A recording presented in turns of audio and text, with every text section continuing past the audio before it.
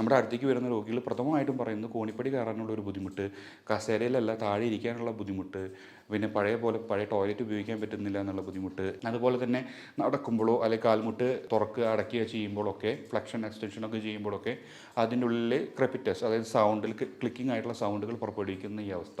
ഇങ്ങനെയൊക്കെ ആയിരിക്കും ഒരു ഗ്രേഡ് 1, 2ലുള്ള എല്ല് തേയ്മാനം തുടങ്ങുന്നത്.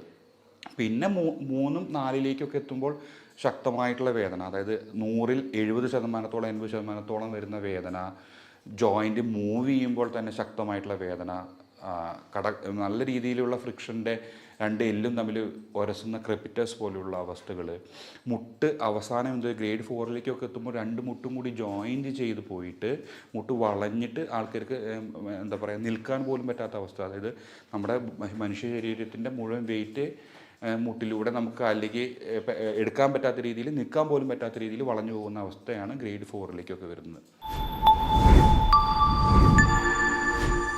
നമസ്കാരം. യുവാക്കളിലും പ്രായമായവരിലും സ്ഥിരമായിട്ട് കണ്ടുവരുന്ന ഒരു വേദന ഉണ്ടാക്കുന്ന ഒരു അസുഖം തന്നെയാണ് സന്ധിവേദനകൾ.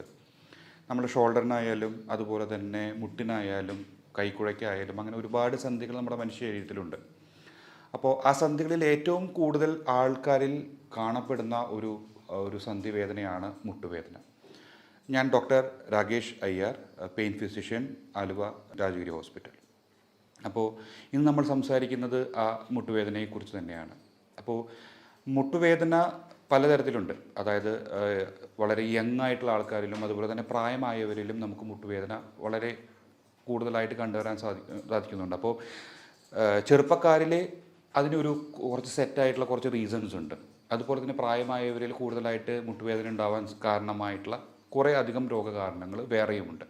അപ്പോൾ ശരിക്കും അതിനെ രണ്ടായി തന്നെ ഡിവൈഡ് ചെയ്തുകൊണ്ട്, രണ്ടായി തന്നെ വേർതിരിച്ചുകൊണ്ട് ആ രോഗാവസ്ഥയെ മനസ്സിലാക്കുകയും ആ ലക്ഷണങ്ങളെ മനസ്സിലാക്കുകയും വളരെ അത്യാവശ്യമാണ്.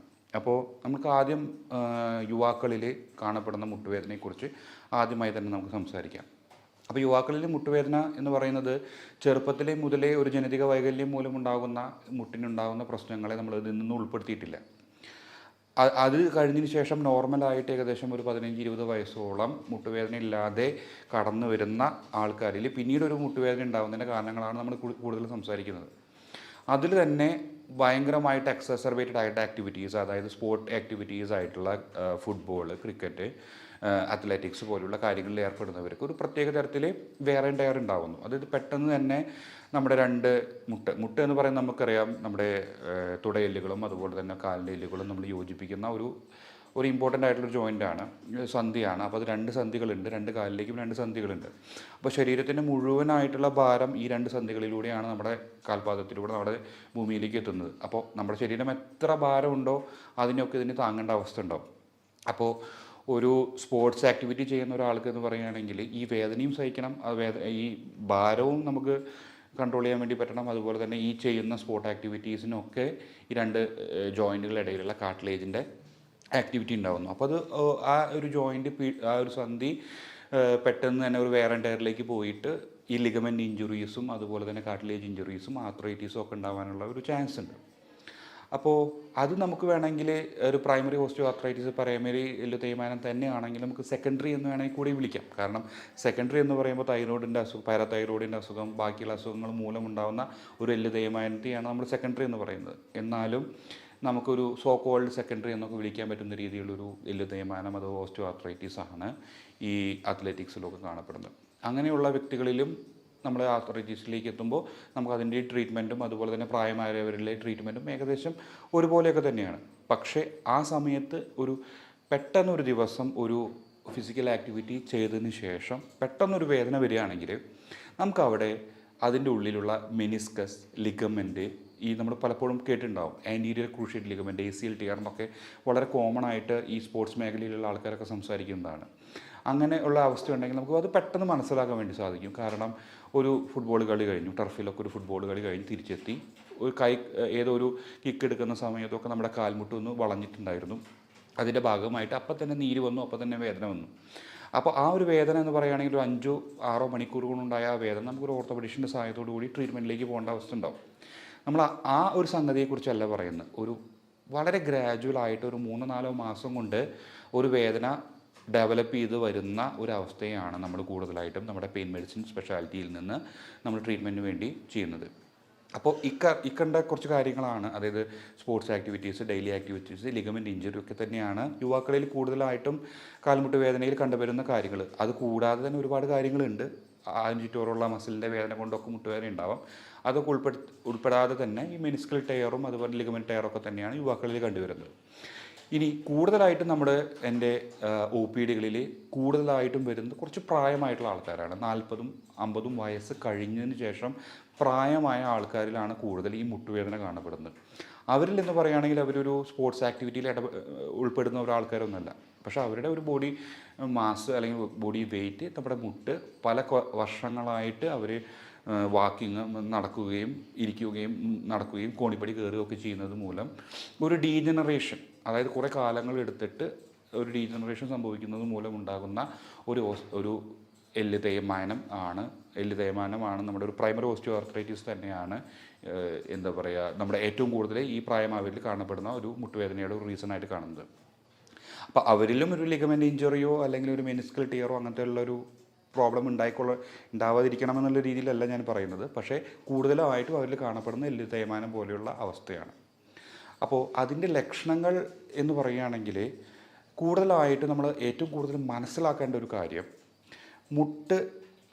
എല്ല് തേയ്മാനം എന്താണെന്നുള്ള രീതിയിൽ നമുക്കത് ആദ്യം മനസ്സിലാക്കണം.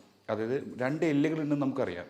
ആ എല്ല് രണ്ടും കൂടി മുട്ടി കഴിഞ്ഞാൽ അവിടെ ഒരു മൂവ്മെൻറ്റ് സാധ്യമാകും? ഒരിക്കലുമില്ല. അപ്പോൾ അതിൻ്റെ മൂവ്മെൻറ്റ് സുഗമമാക്കാൻ വേണ്ടിയിട്ട് ആ എല്ലിൻ്റെ അറ്റത്ത് കുറച്ച് കാർട്ടിലേജിൻ്റെ ഒരു കോട്ടിങ് കൊടുത്തിട്ടുണ്ട്.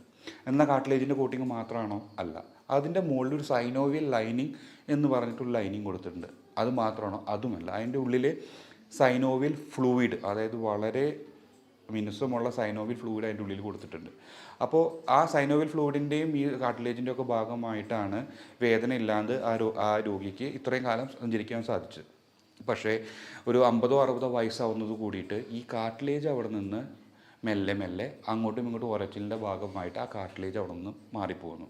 ആ സൈനോവിയൽ ഫ്ലൂയിഡ് എന്തു ചെയ്യുന്നു? ഈ കാർട്ടിലേജ് അവിടെ നിന്ന് മാറുമ്പോൾ 2 ബോണ്ടും തമ്മിലൊരു കോണ്ടാക്ട്, 2 അസ്ഥികൾ തമ്മിലൊരു കോണ്ടാക്ട് വരുന്നു. അസ്ഥികൾ തമ്മിലൊരു കോണ്ടാക്ട് അഥവാ ഫ്രിക്ഷൻ വരുമ്പോൾ അവിടുത്തെ നേരത്തെ പറഞ്ഞ സൈനോവിയൽ ഫ്ലൂയിഡ് കൂടുതലായിട്ട് അക്യുമുലേറ്റ് ചെയ്യുകയും കൂടുതലായിട്ട് അവിടെ കാണപ്പെടുകയും എന്താ പറയുക, ആ ജോയിൻറ്റിനെ അല്ലെങ്കിൽ ആ സന്ധി സൈനോവിയൽ ഫ്ലൂയിഡ് നിറഞ്ഞ് വീർത്ത് വരികയും അതുകൊണ്ട് ഭാഗമായിട്ട് ഒരു ശക്തമായിട്ടുള്ള ഒരു വേദനയിലേക്ക് മാറുന്ന ഒരു അവസ്ഥയാണ് നമ്മൾ ഓസ്റ്റിയോ ആർത്രൈറ്റിസ് എന്ന് പറയുന്നത്.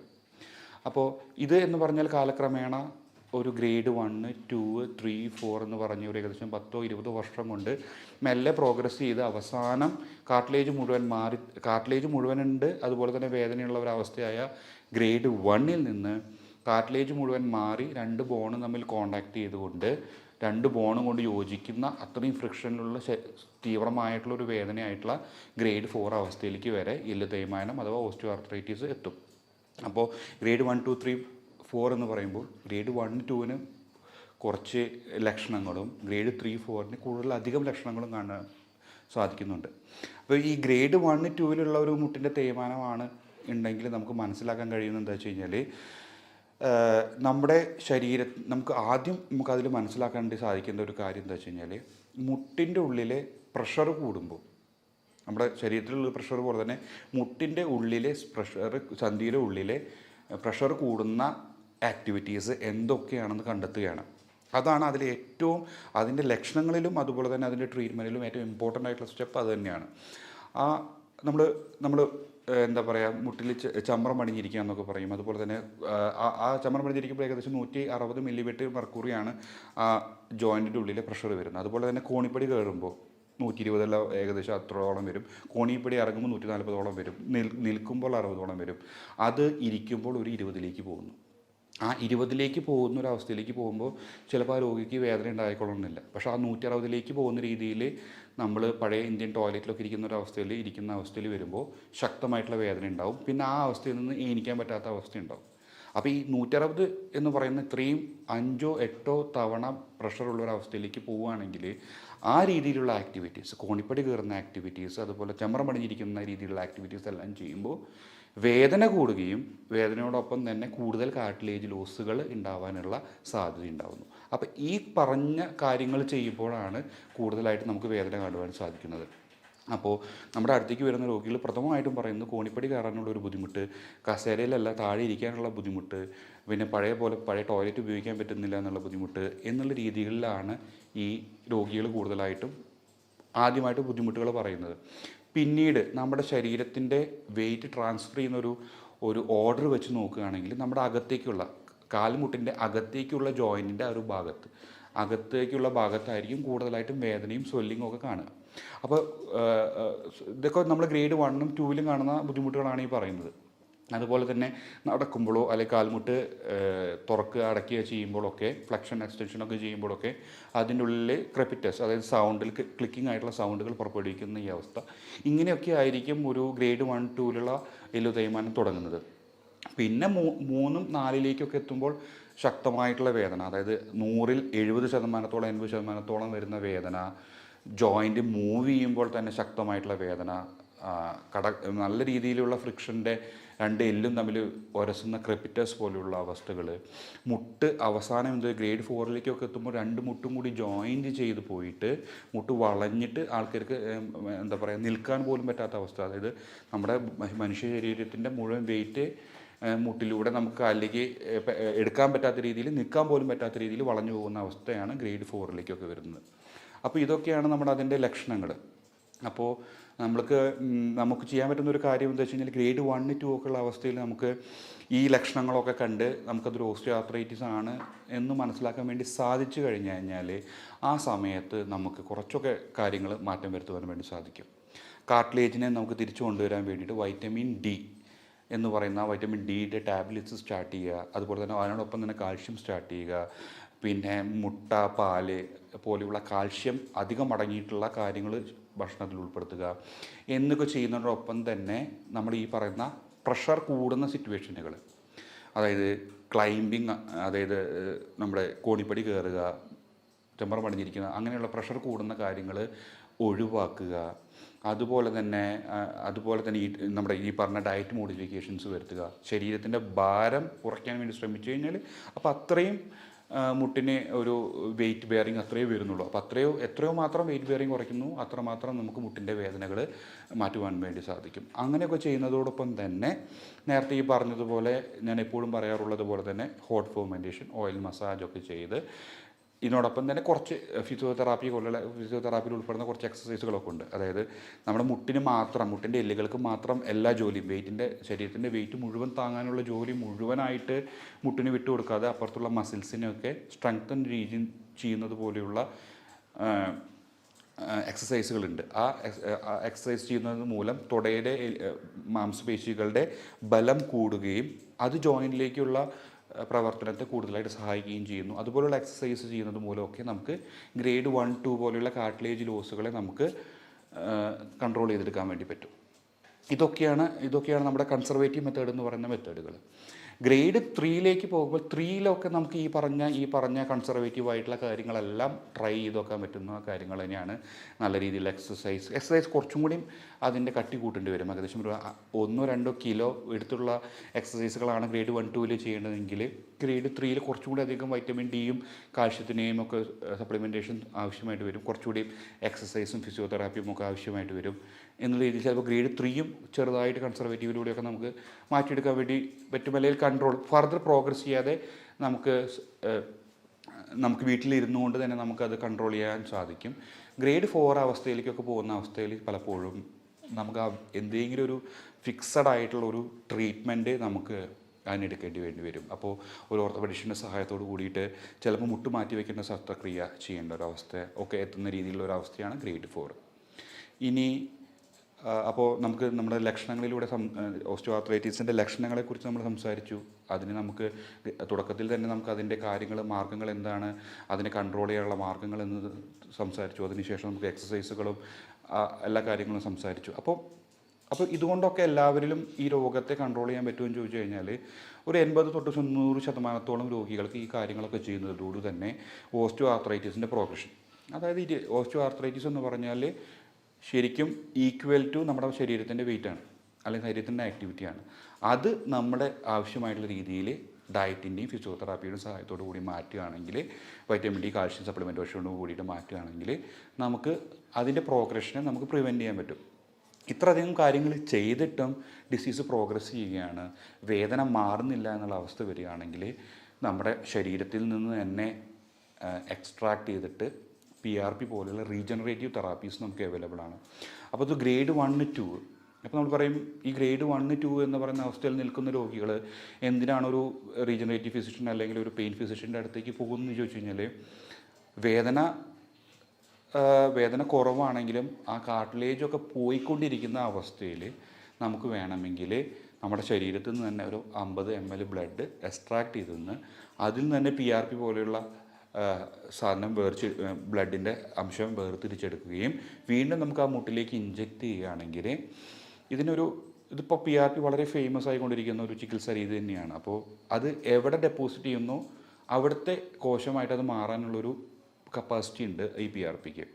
അപ്പോൾ മുട്ടിൻ്റെ ഉള്ളിൽ ഇത് ഡെപ്പോസിറ്റ് ചെയ്യുകയാണെങ്കിൽ കാർട്ടിലേജ് പോയി തുടങ്ങുന്ന ഒരവസ്ഥയിൽ, അതായത് കൂടുതൽ പ്രശ്നങ്ങളൊന്നും സംഭവിക്കാത്ത ഗ്രേഡ് 2, 3 വരെയുള്ള അവസ്ഥയിൽ ഈ PRP ഡെപ്പോസിറ്റ് ചെയ്യുന്നതോട് കൂടിയിട്ട് അവിടുത്തെ കാർട്ടിലേജ് റീജനറേറ്റ് ചെയ്യുകയും മുട്ടുവേദന, ശക്തമായ മുട്ടുവേദനയൊക്കെ ഒരു ഏകദേശം 70 ഔട്ട് ഓഫ് 100 ഉള്ളൊരു മുട്ടുവേദനയൊക്കെ 0-ലേക്കോ 10-ലേക്കോ ഔട്ട് ഓഫ് 100-ലേക്ക് എത്തുന്ന രീതിയിൽ നമ്മൾ PRP തെറാപ്പി വിജയകരമായിട്ട് ചെയ്യാൻ സാധിച്ചിട്ടുണ്ട്.